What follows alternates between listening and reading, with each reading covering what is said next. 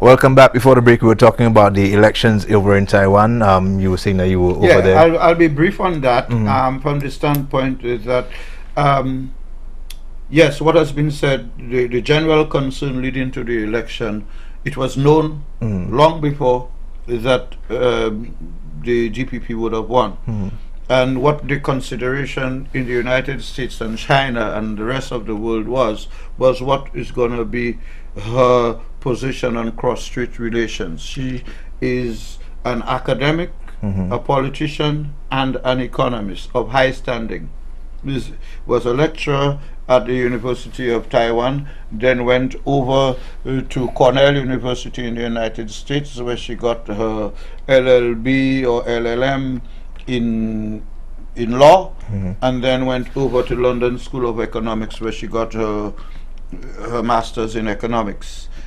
She was the one who negotiated Taiwan's entry into the WTO.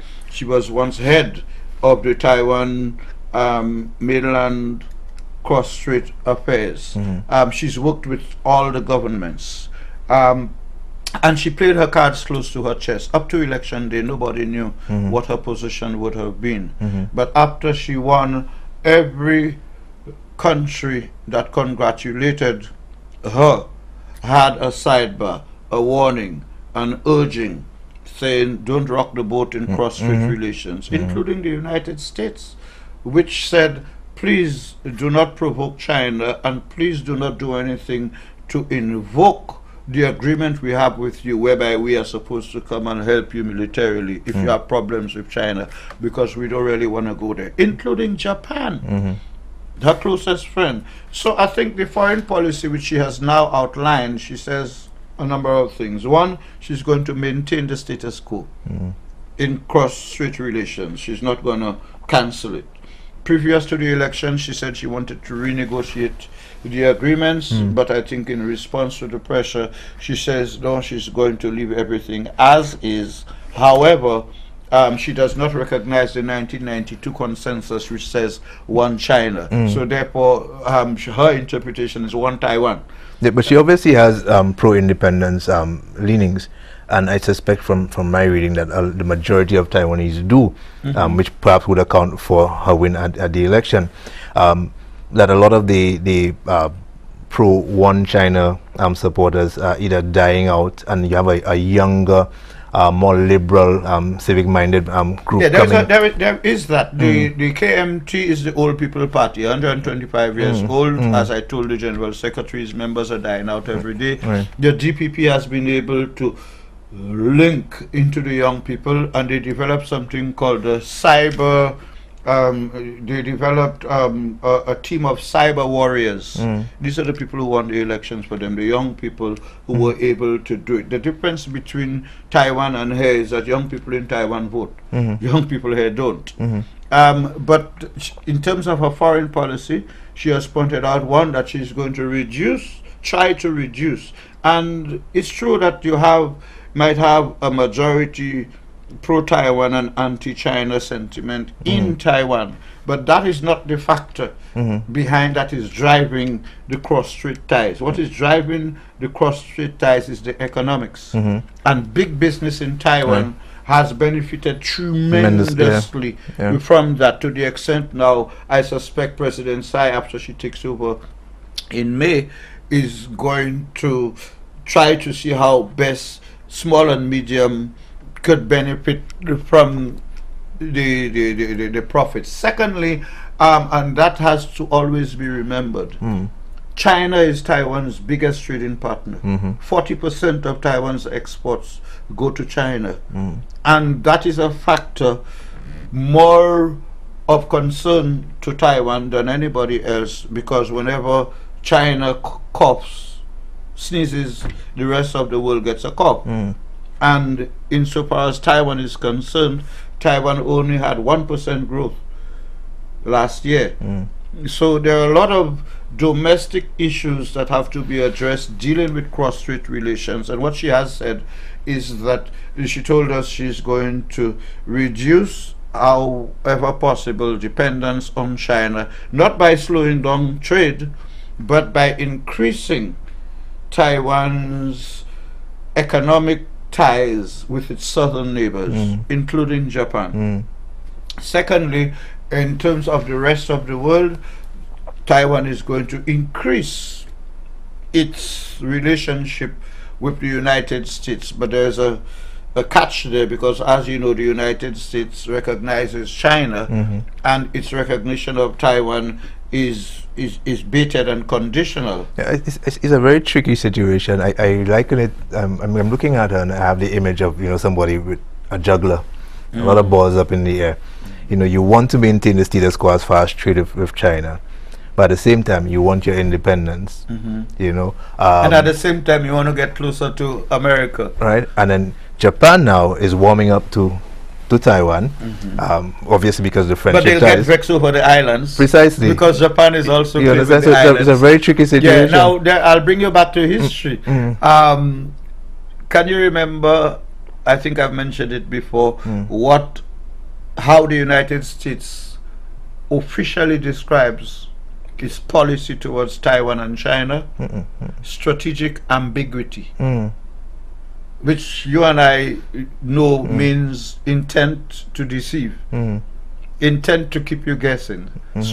When ambiguity becomes a strategy, it is meant to confuse, because the person implementing it has to be always ambiguous. So my first article out of Taiwan before the election was, US is talking peace with China and selling arms to Taiwan. That's strategic ambiguity. Taiwan now seems to have adopted it. Taiwan is saying, we'll maintain the status quo with China, but we'll develop relations with the South and we'll get closer to the US, in a situation where the US still refers to, in its official release official message congratulating the incoming president, Jack Kirby or whatever is his name from the State Department, clearly refers to Washington's unofficial relationship with Taiwan. Unofficial. So I think that President Tsai, contrary to what people think, I think she's a thinker. She has proven she's a thinker. She ran the last election, lost, but stayed on to rebuild and revamp her party, rooted it with the youth, introduced the Internet of Things to the thinking of her party, and while it is the lesser of the two parties insofar as economic possibilities and historical and cultural factors, she has whipped it into that monumental fighting machine that gave the KMT the worst defeat it has ever had. One of the interesting things about Taiwan, two interesting things about Taiwan elections is, one, teenagers can't vote in Taiwan. You have to be 20. It's perhaps the only country in the world where the voting age of qualification is so high. And secondly, whoever wins the presidency has 4 months to take office. In the United States, you have presidential elections in November, and the winner takes over on the 20th of January, in 2 months. In the case of Taiwan, it is 4 months. So what you have is the unwieldy situation where the president whose party lost the election remains president with full executive powers until the 20th of May, when the president-elect takes over. And secondly, the legislature, which the DPP, the opposition, also won, is going to be a new legislature from the 1st of February. So as we speak now, the old guard is still in office until the 20th of May. The president still has full executive powers. He's in charge of foreign policy and defense and a number of issues. So between now, okay, the 1st of February is going to be Monday.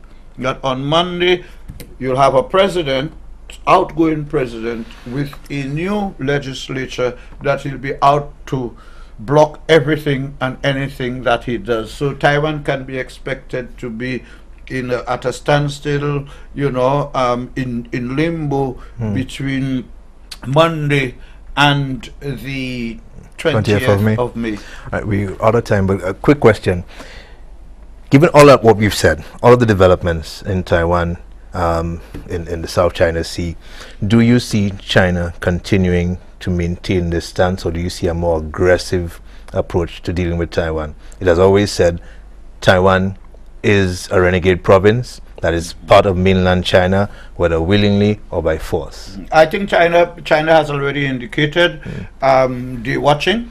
They do not trust the GPP. They do not trust the president who is incoming, because she never let them know, and by her silence on the issue, it was interpreted that her silence was more because she didn't want to curse. Right? So China, I think, is going to play a wait-and-see game. I do not see China rocking the boat over there. I see China responding, getting ready to respond to what she will do. I can tell you that she has already said she is going to change the structure.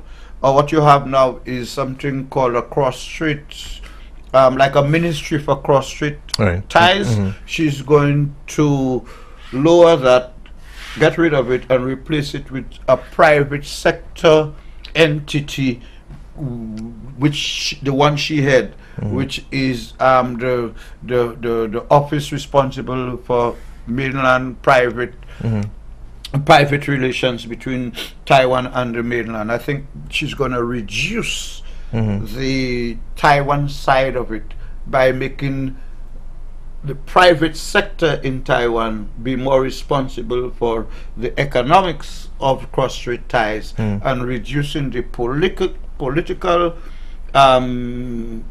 factor that saw President Ma shaking hands with President Xi Jinping in Singapore.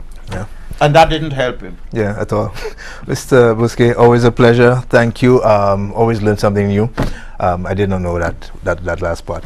And I hope you benefited by learning something new from us today. Thank you for viewing. Hopefully you'll join us next week when we do another program review of the big stories making the news that week. This is the Press Club. I'm Kendall Burton on behalf of my co-host, Mr. Earl Bousquet. Have yourselves a safe and enjoyable weekend.